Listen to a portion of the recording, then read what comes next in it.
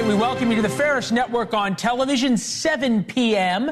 at President Trump's winter White House in Palm Beach, also known as Mar-a-Lago. The lights are on there ahead of a beautiful Thanksgiving feast for club members. Donald Trump and his allies are owning the news cycles as we approach Thanksgiving. And boy, do things change. We were on the air when the FBI raided Mar-a-Lago a little more than 2 years ago. The discussion of how many indictments would come, the possibility of prison for Donald Trump. And today, Jack Smith dropped all charges against the president-elect. The special counsel moved for them all to be dismissed. The lesson? Things change, and they will change again. First tonight, winning Thanksgiving. Later this week, America pauses for a uniquely American holiday. It is my favorite holiday because it's about being together. It's about giving thanks for what we have. Among the things we have is being Americans.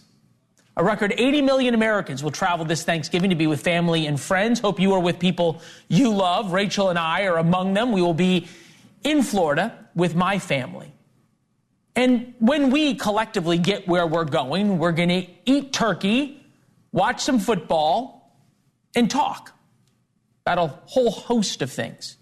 Who and what controls that conversation at the Thanksgiving table over the weekend decides an awful lot about American politics. 2 years ago, we talked about how expensive Thanksgiving had become.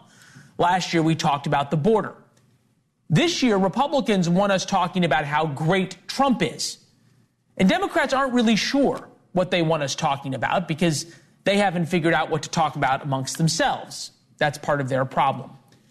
New polling most of us show, well, we're worried about talking politics. 64% feel election stress. 59% worry about political disagreements causing tension. 23% have considered skipping Thanksgiving because of the election results. I will take my turkey and go home. The current president caught on to that theme. He's basically skipping Thanksgiving. He pardoned the turkeys today, Peach and Blossom. We had Peach and Blossom. They were very large turkeys. This is live pictures of President Biden right now in Staten Island with members of the U.S. Coast Guard. From there, he jets off to Nantucket. Here he was a little bit earlier today. May we use this moment, take time from our busy lives and focus on what matters most, our families, and the fact that we're blessed to live in America, the greatest country on earth, and that's not hyperbole. We are. Fair enough. No argument there. That is undeniably true, that America is the greatest country on earth. But Mr. Biden did something else. He's being about as boring as he can possibly be right now. He left a white space for Donald Trump, so Donald Trump will dominate the American Thanksgiving table. And that is not always a good thing for Donald Trump. We begin tonight with Al Motter, former campaign advisor for Hillary Clinton, Mick Mulvaney, former acting chief of staff under Donald Trump. Mick, start with you. There's talk of an Israel-Hezbollah ceasefire deal coming as early as tomorrow. The NATO chief was at Mar-a-Lago over the weekend. Is that the message Donald Trump wants going into Thanksgiving weekend? Well, I mean, if you're implying that he'd rather be the one who solves the situation in Gaza, no, I don't think so. I think he'd be happy to see the hostilities cease. And face it, there's plenty of other things for him to talk about over the weekend. So, look, everybody's pulling in the same direction on Gaza right now. If they can get that stopped, well, first of all, this wasn't Gaza, Mick. This was Lebanon with Hezbollah. Number one, number two. I'm sorry, Hezbollah. Number two, yes. I wasn't implying that. As cynical as I am, I'm not quite that cynical. In Washington, what I was implying, though, is you've done this before. You've been the chief of staff trying to figure out the message ahead of this. What message does Donald Trump want people talking about at the Thanksgiving table? if I'm the chief of staff, if I'm Susie Wiles, we're trying to figure out what to do over the weekend, I'm going to at least lay on the table, Mr. President, maybe we don't say anything. Maybe injecting politics into this weekend is the wrong decision. Maybe we can just let people have a good time, watch some football, eat turkey, take a nap. And if we get involved, it might just make things worse. I don't think he'd take that advice, but I think someone probably needs to put that on the table and say, look, why don't you just go play golf this weekend, have a nice time yourself, and we'll take the day off. Well, you figure, right, he's got essentially 24 hours from now, because by Wednesday morning, the news cycle's basically said people are already on airplanes.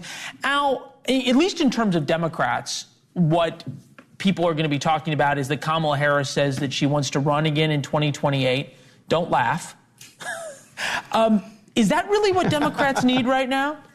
I mean, look, you and I talked about this 8 years ago after Secretary Clinton lost, and a lot of people wanted her to be the nominee 4 years later. These things have a way of working themselves out. As we all know, she did not run again in 2020, and I doubt that Vice President Harris will run again. But if she wants to, she has every right to. It's a free country. I imagine there'll be 10 to 12 people running, and she may well be one of them, but that doesn't mean she'll be the nominee. Yeah, fair enough. She certainly wasn't the nominee when she ran in 2020. That didn't work out in terms of Iowa for her. Mick, in terms of Donald Trump, he has this theory, right, that sort of no matter how much chaos you inject into a situation, it's good for him. P.T. Barnum, so long as you spell my name right, it's good publicity. In a sense, though, he's won today by Jack Smith dismissing the indictments. He just put out something about new tariffs on Mexico and Canada if they don't stop drug dealers and illegal immigration. He's made these threats before. It doesn't normally materialize. Is there a chance you're right and that Donald Trump, though, is learning that he doesn't have to swing at every single pitch?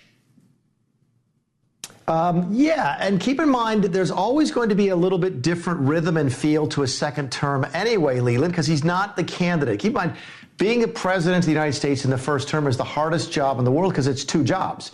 You are the president and the candidate for re-election, and he's not a candidate for re-election anymore. So I think he gets to sort of look at the job a little bit differently. And if that means taking a different attitude, maybe not politicizing everything, I think there's an opportunity for that. I'd be very curious. One of the best questions I think I've gotten in the last couple of months is, will Trump 2.0 be a lot like Trump 1.0, or will it be something entirely different? And I don't know the answer to that question. It just remains to be seen what he decides to do with these last 4 years. So far, I think it's been different, right, Al? And you haven't seen him give press conferences every day at Mar-a-Lago. There hasn't been the casting call at Trump Tower. It's been handled very differently, a lot more professional, a lot more buttoned up. Is that a problem for Democrats who have spent the past 4-8 years, whatever it is, sort of running and hating against Donald Trump, that he's not giving you all that fodder right now? Well, one, I would say it's good for America if he's not doing all of that. And number two, and as Democrats, that's what we need to be for first and foremost. And number two, perhaps we should learn from this election and his behavior that we shouldn't be running only against him. We need to be running to appeal to middle-class voters, running to address the aspirations of folks who think that things are 25% more expensive than they were 4 years ago, and we didn't offer solutions. So I'm fine with him acting the way he is. In fact, I find it refreshing, and I wish him well. Right. And Mick, we know that if he's watching and hearing that, then instantly there's going to be a press conference for 5 o'clock on Wednesday, right? That's exactly right. Maybe even on Thanksgiving Day. He'll get up in the morning, play golf, go have a turkey sandwich for lunch, and then do a presser that afternoon. So, yeah, that's how much of a discussion right now at Mar-a-Lago is this larger piece of what version of Donald Trump does Donald Trump want to be? How long do we wait until we decide, hey, this is a different guy who is playing a different game of chess?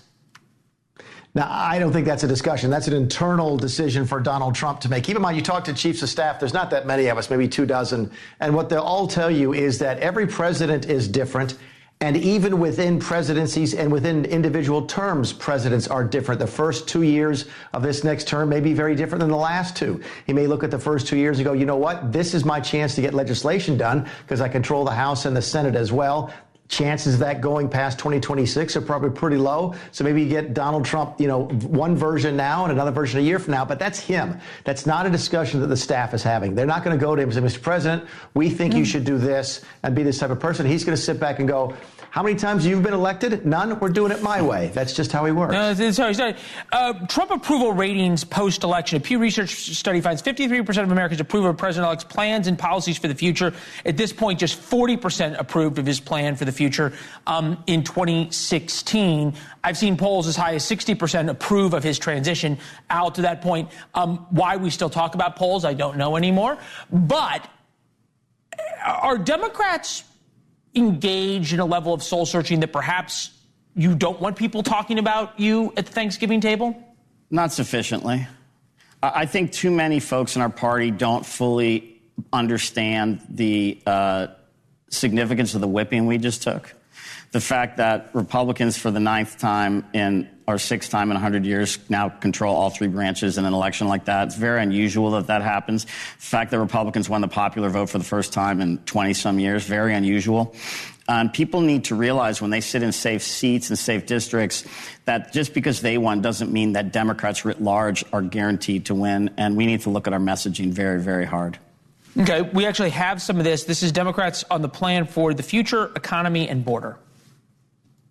We need to put forward a bold vision for how we're going to move the economy forward, make the economy work for every American. We have to make clear where this economic pressure, where this inequality is coming from, assign blame, and then work and fight against that to lower those costs. It can't be controversial for our party to be pro-immigration, but we need a secure border. Mick, I'm going to ask this in reverse because you ordinarily think I'm asking Al this question. He'll get a shot at it. But are you seeing from Democrats almost the same thing that happened to Republicans after 2020? That Republicans after 2020 could not criticize Donald Trump, and certainly over the past couple of years could not criticize Donald Trump. And in the same way, Democrats now cannot come out and just say Kamala Harris was a lousy candidate. The more exposure she got, the worse she did. She was a lousy candidate. We need to move on.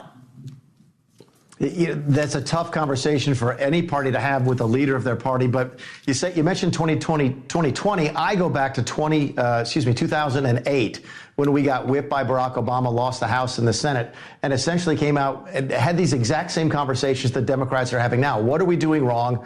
Why are people not buying what we are selling? I remember, by the way, when I was in the House, Kevin McCarthy brought in the people who handled the PR campaign for Domino's. Domino's Pizza had done very, very poorly for a decade, and they came in and said, look, we had to admit to people that our pizza tasted like cardboard, and we're going to do better. That was the message we took in the early 2010s because we were getting beaten so badly. So both parties go through this. Either you fix yourself or you don't. My guess is the Democrats are going to fix themselves, but it's going to be a difficult couple of years, just as it was for us the last time we got our teeth kicked in like this. Yeah, and the conversation begins this weekend. Gentlemen, good to see you. Al, thank you very much. Happy Thanksgiving. Mick, happy Thanksgiving from afar. We'll talk soon, my friend. Thanks, Leland. All right. Donald Trump supporters first told us he was playing 4D chess with cabinet appointments. Now they say it doesn't matter why Trump picked someone who could be a Bernie Sanders cabinet member when we come back. Cabinet picks for Treasury and Labor Secretary would fit maybe perfectly in an Obama, Biden, Harris, maybe even Bernie Sanders administration. Scott Bessent managed money for George Soros, the right's favorite person to hate on the left. In my opinion, he fundamentally hates humanity. That's my opinion. Really? Yeah. I mean, well, he's doing things that erode the fabric of civilization. The George Soros money machine that spends a lot of money on the prosecutors. So we've known for a long time that George Soros is dedicated to destroying our nation. He's concerned about using his office and abusing his power to please his big donor, George Soros. And now Soros' money guy is the nominee for Sec Tresh. Then there is Lori Chavez DeRemer for Labor Secretary. The New York Post wasn't happy. This is a horrible pick. Trump won over the working class because he delivered rising wages in his first term, while President Biden's big labor-loving policies slammed workers in his term. And sadly, this is one pick from which Senate Republicans can't save him. Democratic senators will rush to vote her in. They know an ally when they see us. With us now, Eric Erickson, host of the hit radio show, The Eric Erickson Show. You can see there, listen to The Eric Erickson Show ericerickson.com. Also, Show Notes is his newsletter, which I subscribe to. You should too. Eric, I hear it all the time. Nobody cares about the cabinet picks. They shouldn't matter because ... Donald Trump runs everything, as if, case in point, just a couple of minutes ago, for threatening 25% tariffs on all products coming into the United States from Mexico and Canada, unless Mexico and Canada close their borders for the United States, stop illegal immigration, stop drugs. And just in terms of what people talk about, don't they care a lot more about those kinds of policies than they do who's the labor secretary? They absolutely do. The problem is that Congress gives the cabinet secretaries, who they are referred to as the executive officials within the Constitution, gives them extraordinary power beyond just what the president does. So, for example, it's the labor secretary who ordered businesses closed for COVID and ordered mandatory vaccinations for certain employers who are federal contractors.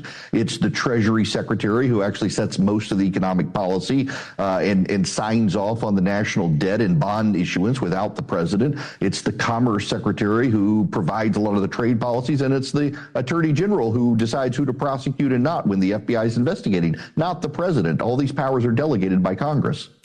Okay, so you look at Biden's team, his current cabinet picks, Senate confirmation required cabinet picks, because there's a few that you do not require confirmation, chief of staff being one of them. You can have team of rivals, Abraham Lincoln, team of TV stars here. Donald Trump has a mandate on the economy, on immigration, and to fix woke and stand up for the little guy. Isn't that kind of what this cabinet embodies? Yes, to a degree. I mean, certainly Hegseth at the Department of Defense, that's his primary role. Mehmet Oz, though, for Centers of Medicare and Medicaid, that's an accounting position, really. I'm not sure why he's there. He's a doctor, not an accountant. Bobby Kennedy Jr. at HHS certainly pays him back, but I'm not sure what it actually accomplishes. And honestly, if a lot of people made the argument that a second Trump term, he would be term limited, wouldn't run again, and would kind of be off the chains. And this is kind of what it looks like. At the same time, you've got media outlets recognizing it's probably the most progressive cabinet that a Republican has ever picked. So all these Democrats saying they're fleeing the country might want to stay here instead.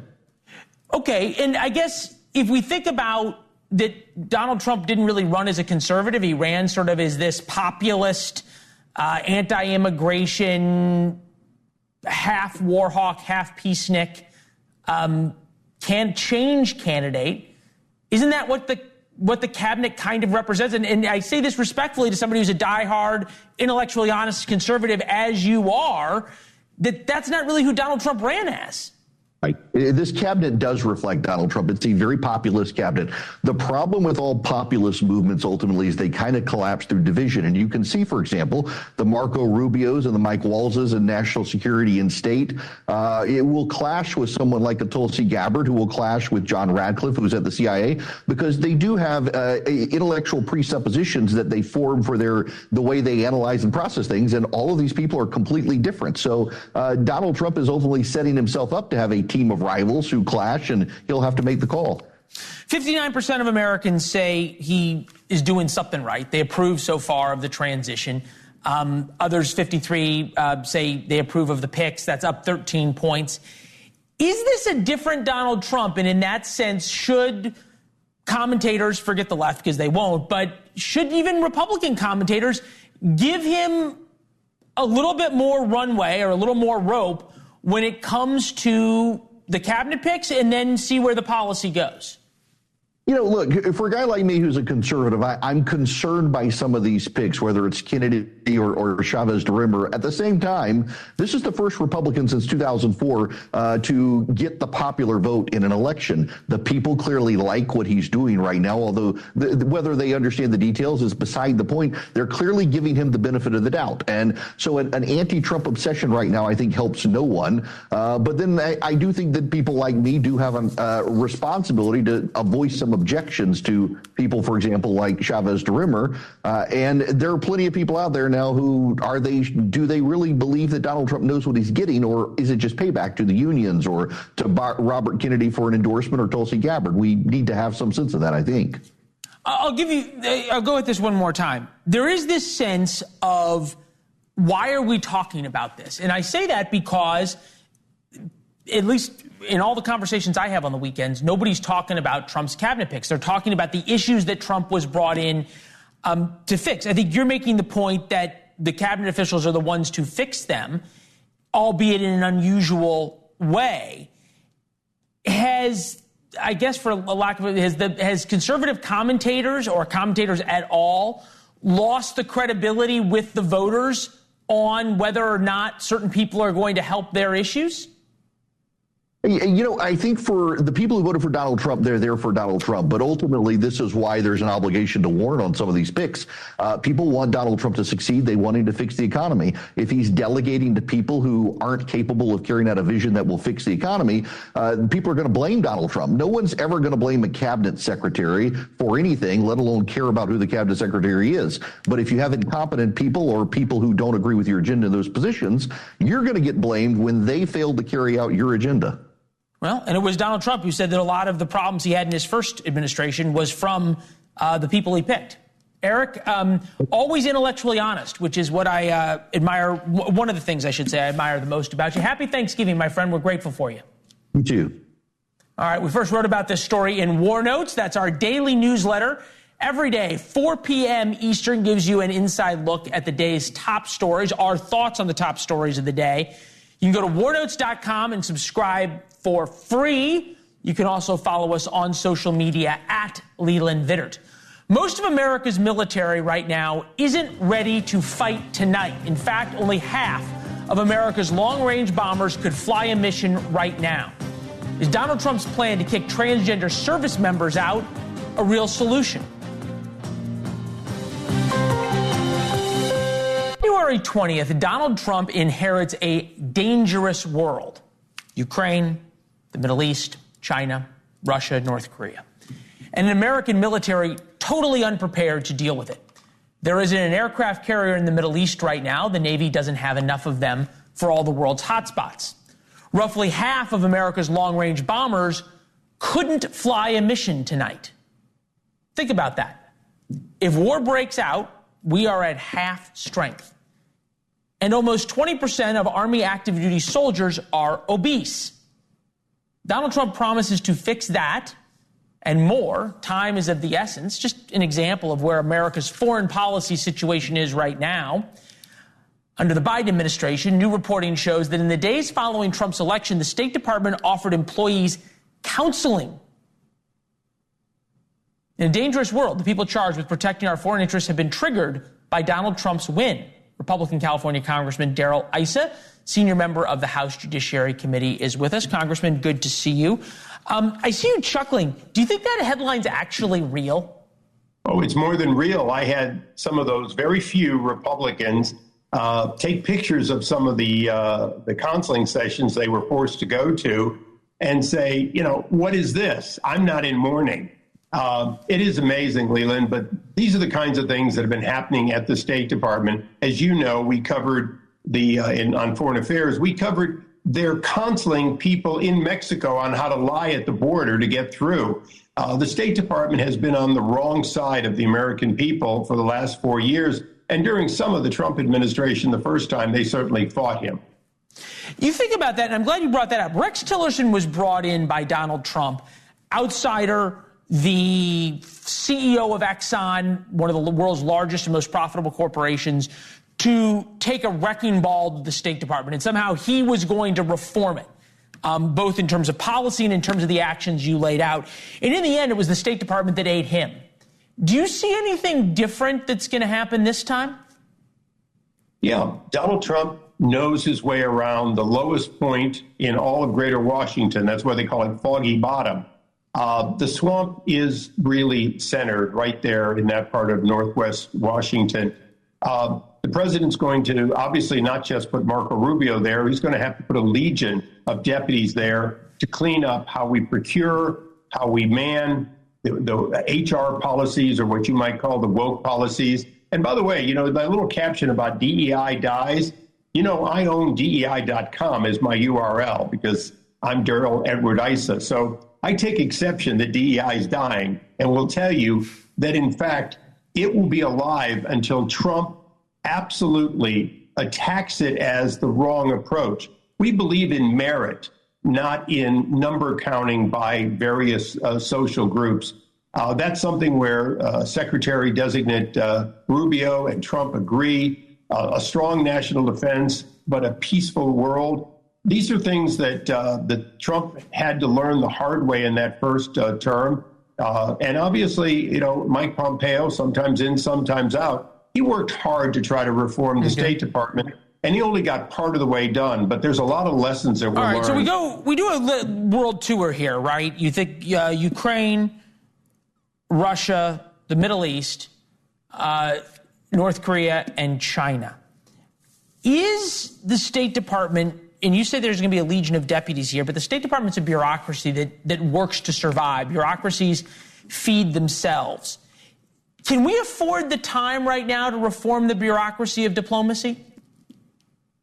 What it means is there'll be special envoys that are loyal to the president, that are on his agenda, that are going to go out and say to career diplomats, we're looking, we're on top of it, and we need to make sure. But you mentioned a number of countries. Each of those countries, for the most part, Iran, North Korea, and so on, we don't have diplomatic missions, but we have missions nearby. The ambassador to Korea, the ambassador to the United Nations, these key ambassadorships, most of the Arab League ambassadors that are going to work with people who want to push back on Iran, all of those are going to be important. And by the way, the ambassador to China is going to be equally important because the relationship is going to be one of China must change or America will not support a China that right now is in military rise and economic collapse. You used to spend a lot of time of your time in Congress working on the military, and I want to get you on this because I think the recruiting issue and the readiness issue is one that scares a lot of Americans. Military recruitment numbers, Trump 2017, 159,000, Biden 21, 133,000. So their second year in office, 2018, Trump 163,000, Biden 133,000. No surprise, we have a both personnel shortage and a readiness shortage in the military. Is it as simple as cleaning out woke, quote unquote, or is there other issues that simply talking about and beating your chest and saying we need warriors doesn't fix? Well, it actually does fix it. Under Jim Mattis, he made a determination that you had to be medically fit to deploy to combat if you wanted to wear an active uniform. It was a simple standard. We need to return to that. We also need to, quite frankly, look at these fatties and tell them as much as we'd like to have you, you're either fit to deploy and do your job, or you're going to move on and we're going to find somebody else that's willing to do the hard work of being physically fit. It's hard, Leland, because America is overweight. America is filled with people who don't always stay in shape. But you know what? I was part of a group of old codgers. We all jumped at Normandy this year for the 80th anniversary. Yeah. And you know what? I saw an awful lot of people parachuting there, active duty, that also jumped. And I saw people who were fit and able. So the question is, are we looking for a few good men and women, just as the Marines have said for a generation, or were we taking people based on some hypothetical number and whether they fit a certain category? If we take people who are ready to be that few, the proud, and serve, we'll be fine. I lecture on occasions at Thayer Hall with Frank Luntz of all people. At West Point. At West Point. You know what? I see the finest young men and women. I see them caring, and I see them fit. So I'll agree with you on all that. But the fact of the matter is 50% of America's bombers can't fly tonight. And people at home who are watching, I think that's one thing in a calm and quiet world, which we had a few years ago. We don't have that anymore. And it seems as though there needs to be more to fix that. Number one, are people right to be scared by the world we live in right now and the state of the U.S. military? And again, simply making people not, kicking out the fatties, quote unquote, does not make F-35s or B-2 bombers ready to fly. There's something bigger there.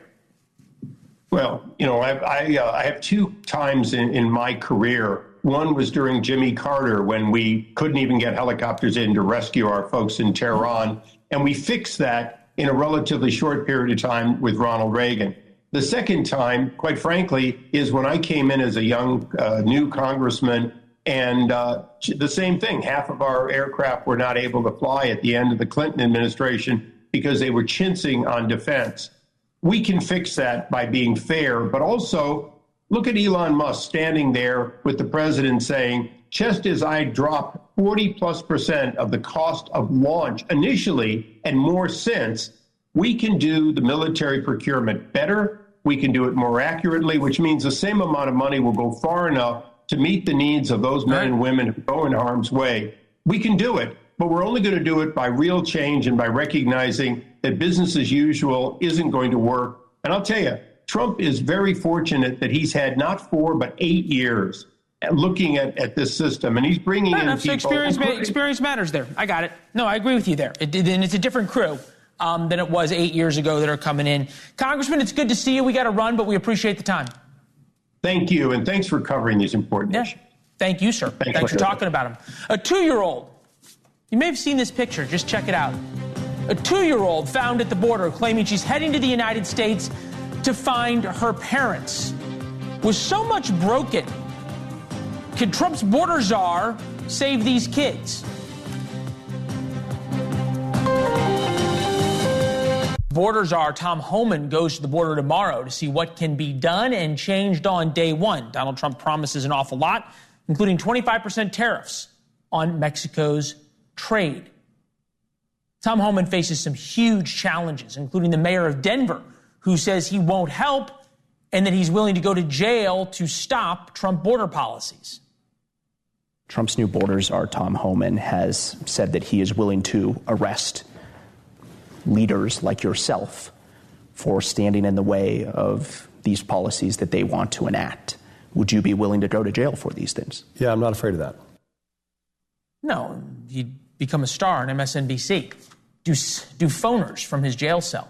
And to underscore the absolute inhumanity of what's happening at the border right now, the Texas Department of Public Safety came across an unaccompanied 2-year-old yesterday at the border.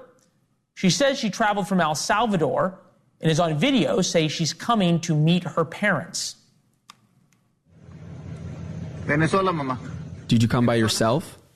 Yes? How old are you? 2 years old? Did you come with your parents? No? By yourself? Where are you going? Where are they? United States? Okay. Lieutenant Chris Oliveris of the Texas Department of Public Safety is with us in a minute. We start with NewsNation senior national correspondent Brian Entin. Brian, how much do we really know other than what this young woman, this little girl, said?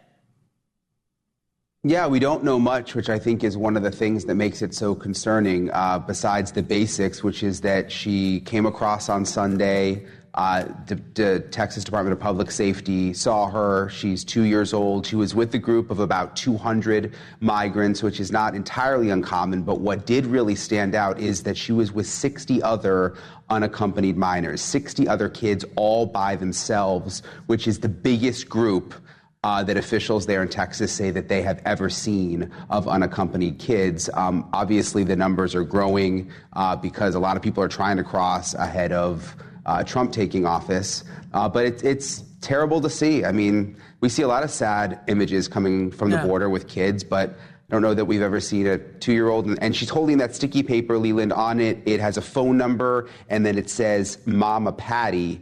We don't know if that's her mother, if they were ever able to get in touch with anyone, but it's terrible. Yeah, there's not really words to describe it. Brian, thank you very much. Lieutenant Chris Oliveris, Texas Department of Public Safety, with us. Lieutenant, you and I have been on the border together. We've seen large groups. We've seen kids, sometimes, teens, young adults come over. Right. Are we really to believe that this 2-year-old was just made it from El Salvador to come find her mother and father? How would that possibly happen? I feel like there's way more that we don't know. There is a lot more that we don't know. And that's the problem, is that in the last 4 years with this current border situation, so many unaccompanied children have come across that border, especially on Sunday morning. That's been the largest group that we have ever encountered as a state police agency. 60 unaccompanied children, including minors. That just really tells you that there's more children coming across that border, especially now. More desperation. You guys have got the best across. intelligence around. You track these people with your helicopters and your drones. I've seen it happen. Right. How does a little girl at 2 years old, probably still wearing diapers maybe, get from El Salvador to the border and then across? Well, it's all facilitated with, criminals that are operating in these different countries, especially Mexico with the cartels. And that's why, just thinking about that little girl, it's a very powerful video. You can only imagine and really wouldn't even want to think about what this little girl and her journey, what she went through, just precarious journey that they make, get into the United States. That's why, our moment, our, brief encounter with these children is very brief. All we can do is try to, determine if there's any type of abuse, visible signs of abuse, exploitation. But many of these children are not going to make an outcry. They're not going to tell law enforcement they've been abused or sexually abused by, cartels, because they have that fear that if they talk to law enforcement, they won't make it to their home destination. They won't get to see their parents. So it truly is a tragic situation when we talk about these children and what happens to them afterwards. Once they're processed, where do they end up? What is the end result with these children? We don't even know as a state police agency. So do we have any idea what's happened to this little girl? We don't. Our process is when we encounter children, we turn them over to Border Patrol. We talk to them. We try to interview them as much as possible. As I mentioned, our encounter with these children is very brief. Once Border Patrol processes them, they turn them over to Health and Human Services. From that point, Health and Human Services will then look for a sponsor or try to, locate a guardian, which then again, too, we don't even know if the parents are legal guardians or who they are, because we don't know what type of vetting or type of, DNA you can't ask a testing is done to determine that. Who's your mom. I mean, it's this difficult for them to talk. Exactly. Details emerge about unaccompanied children at the border 2019 through 2023. 32,000 did not attend immigration hearings. 300,000 did not receive a court date. It is sort of unthinkable how many kids there are.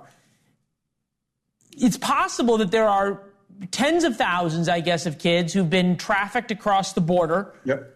And have never gotten to their parents or to their legal guardians and are enduring some kind of interminable hell.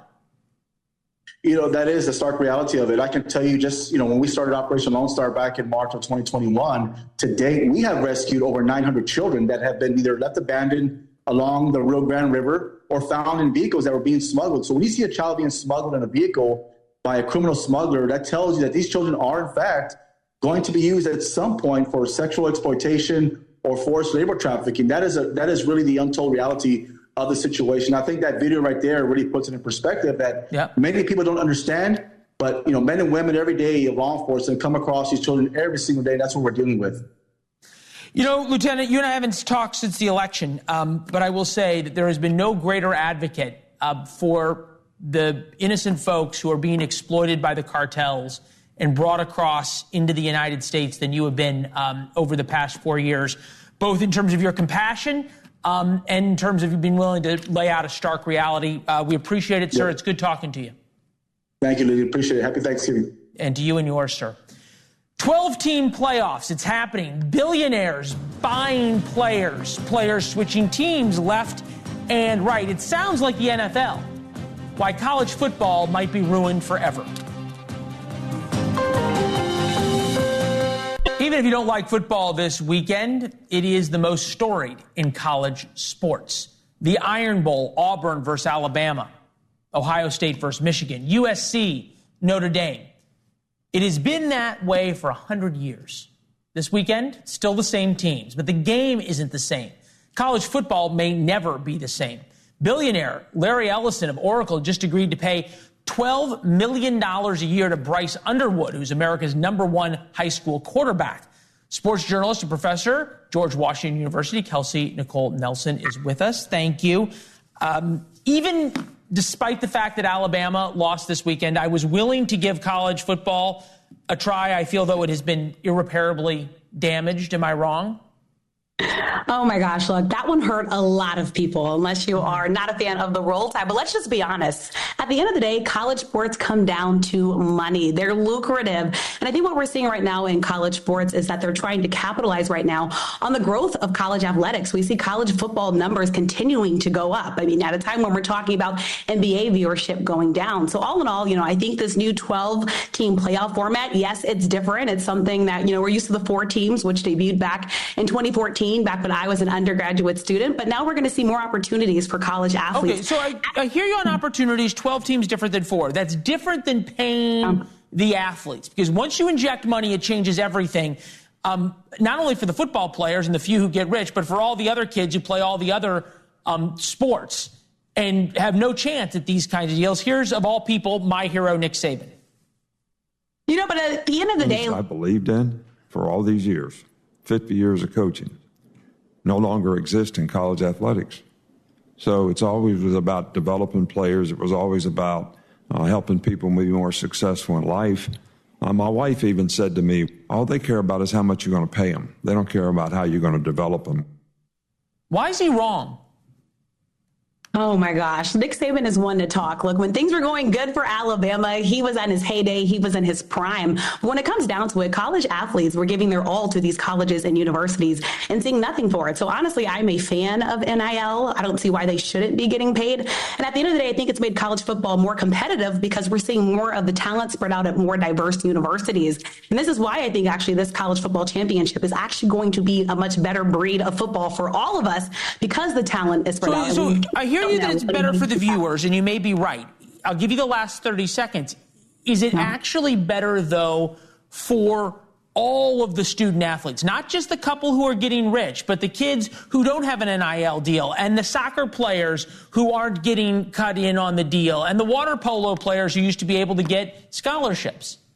Yeah, I'll use Colorado as an example. Before Deion Sanders and Shedeur Sanders were at Colorado, were any of us having eyes on Colorado? So when the celebrities are going there, when the new fans are going there, we have eyes on all of Colorado athletics. So I think at the end of the day, what they're hoping to do, what they're doing is bringing in the eyeballs. And now the eyeballs are staying. We want to see who's next, right? We're looking at Shedeur Sanders now, probably about to declare for the NFL draft. But now we're looking at the next quarterback. So all in all, I think it's a win for college athletes and college athletics. Well, you are a very good advocate for that. Kelsey, thank you very much. We appreciate it. Good to have you. Great to have you with us here. Opening night of Thanksgiving week, my favorite week. Here's Chris.